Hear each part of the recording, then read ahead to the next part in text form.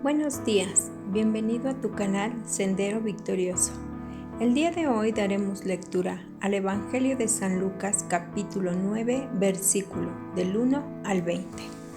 La bendita palabra de Dios dice: Misión de los 12 discípulos. Habiendo reunido a sus 12 discípulos, les dio poder y autoridad sobre todos los demonios y para sanar enfermedades. Y los envió a predicar el reino de Dios y a sanar a los enfermos. Y les dijo: No toméis nada para el camino, ni bordón, ni alforja, ni pan, ni dinero, ni llevéis 2 túnicas. Y en cualquier casa donde entréis, quedad allí, y de allí salid. Y donde quiera que no os recibieren, salid de aquella ciudad y sacudid el polvo de vuestros pies en testimonio contra ellos. Y saliendo, pasaban por todas las aldeas, anunciando el Evangelio y sanando por todas partes. Muertes de Juan el Bautista. Herodes, el tetrarca, oyó de todas las cosas que hacía Jesús y estaba perplejo, porque decían algunos: Juan ha resucitado de los muertos; otros: Elías ha aparecido; y otros: algún profeta de los antiguos ha resucitado. Y dijo Herodes: A Juan yo le hice decapitar. ¿Quién pues es este de quien oigo tales cosas? Y procuraba verle. Alimentación de los 5,000. Vueltos los apóstoles, le contaron todo lo que habían hecho, y tomándolos, se retiró aparte, a un lugar desierto de la ciudad llamada Betsaida. Y cuando la gente lo supo, le siguió, y él les recibió, y les hablaba del reino de Dios, y sanaba a los que necesitaban ser curados.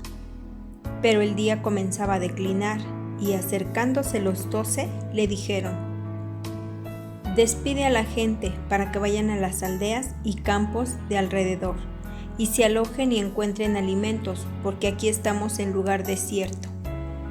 Él les dijo: Dales vosotros de comer. Y dijeron ellos: No tenemos más que 5 panes y 2 pescados. A no ser que vayamos nosotros a comprar alimentos para toda esta multitud. Y eran como 5,000 hombres. Entonces dijo a sus discípulos: Hacedlos sentar en grupos de 50 en 50. Así lo hicieron, haciéndolos sentar a todos. Y tomando los 5 panes y los 2 pescados, levantando los ojos al cielo, los bendijo y los partió. Y dio a sus discípulos para que los pudiese delante de la gente. Y comieron todos y se saciaron, y recogieron lo que les sobró, 12 cestas de pedazos. La confesión de Pedro. Aconteció que mientras Jesús oraba, aparte, estaban con él los discípulos, y les preguntó diciendo: ¿Quién dice la gente que soy yo? Ellos respondieron: unos, Juan el Bautista; otros, Elías; y otros, que algún profeta de los antiguos que ha resucitado. Él les dijo: ¿Y vosotros, quién decís que soy? Entonces respondiendo Pedro dijo: El Cristo de Dios. Queridos hermanos, podemos ver que Jesús comisionó y envió a los 12 discípulos, alimentó a 5,000, expulsó demonios, se dirigió a Jerusalén y estableció la prueba para el discipulado. Todos los eventos de este capítulo se están registrados en los otros evangelios también. El Señor había realizado milagros en todas las áreas de la vida, en los ámbitos físico, espiritual, natural y sobrenatural. Con estos antecedentes, envió a sus discípulos a cumplir su misión. Al reunir a sus 12 discípulos, les dio poder y autoridad sobre todos los demonios y para sanar enfermedades. Y les dijo: No toméis nada en el camino, ni bordón, ni alforja, ni pan, ni dinero. Los mantenía dependientes de Dios. Si ellos no toman mucho con ellos, tenían que confiar en el Señor en todo. Si el predicador mismo no confía en Dios, ¿cómo puede decir a los demás que confíen en Él? Su trabajo como predicadores no era principalmente para cambiar las mentes de las personas. debían presentar persuasivamente el mensaje, pero si sus oyentes no los recibieron, debían salir y agitar el polvo de vuestros pies mientras se iban. Algunos pensaban que Jesús era un heraldo, otros pensaban que era un trabajador famoso de milagros, otros creían que Jesús era un profeta. Así que los rumores populares y especulaciones acerca de Jesús dejaron perplejo a Herodes, especialmente debido a su mala conciencia por el asesinato de Juan el Bautista. Y así podemos ver que una mala conciencia trae confusión y perplejidad. Ahora sabemos que Herodes ejecutó a Juan el Bautista en la cárcel, porque Juan reprendió a Herodes sobre su pecado con la esposa de su hermano. Jesús había ido a Betsaida para bendecir y servir a sus discípulos después de su trabajo para él. Les recibió y les hablaba del reino de Dios y sanaba. Esto nos habla de su actitud, de su enseñanza. Jesús no solo les daba instrucciones espiritualmente, sino que también lo hizo bien entre ellos con el poder sobrenatural.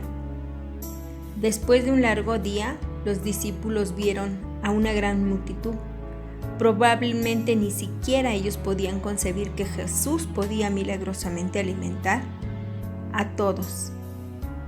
Mas sin embargo, fue la compasión de Jesús y su conciencia del poder de Dios que lo llevó a ir sobre la alimentación de la multitud, las personas que tienen hambre, y Jesús es el pan de vida.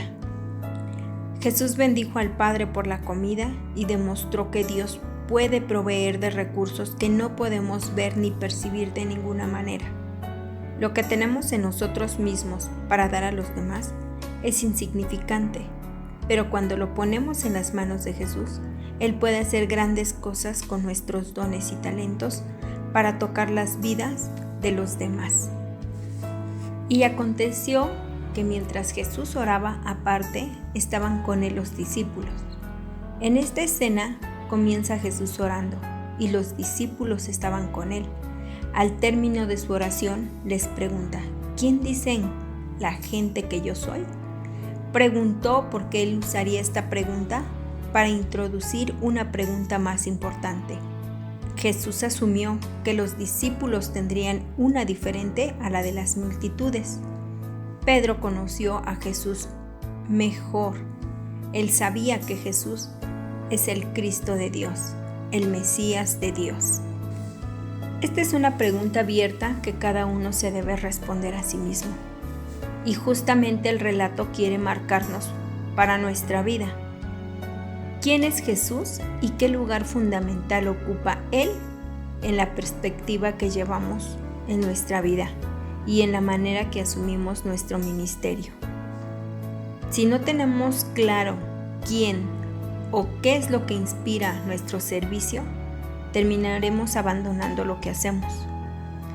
Estimado oyente y querido hermano, a ti que nos escuchas, si Jesús es realmente central y decisivo para nosotros, ¿cuál es la manera en que han de vivir aquellos que dicen servirle? No son solo palabras ni las doctrinas las que definen la centralidad de Jesús en nuestra vida, sino nuestras prácticas, es decir, en qué invertimos nuestra vida. La práctica de Jesús llega a ser nuestra práctica. Si no hay práctica de Jesús en nuestro caminar, todo lo demás será nada más pura religiosidad. El día de hoy te digo que le sigamos y que lo pongamos todo en práctica. Dios te bendiga.